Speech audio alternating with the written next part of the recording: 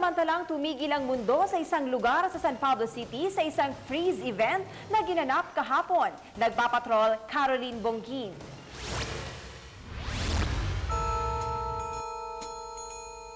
Ito ang Ultimate Freeze Event, ang dating maingay at busy na shopping mall na ito sa San Pablo City.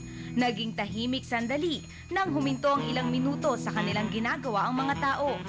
255 estudyante ng Colonel Laurel Dizon Memorial National High School ang lumahok sa Freeze Act. Inabot ng 2 minuto at 40 segundo ang pag-freeze ng mga kalahok. Kanya-kanyang estilo ng pag-pose. Layunin nitong ma-break ang record ng freeze event sa pinakamalaking istasyon ng tren sa mundo sa Grand Central, New York City taong 2008. 5 minutong nag-freeze ang mga tao dito. Yun nga lang, 207 lamang ang nakilahok.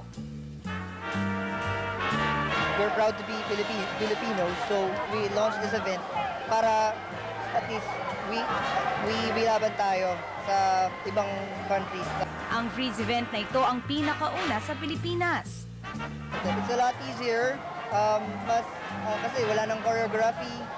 Ayun, it's fun and at the same time entertaining as well.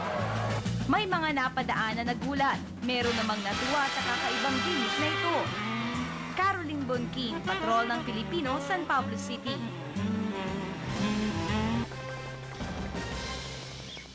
At yan ang TV Patrol, Southern Tagalog. Salamat at magandang gabi.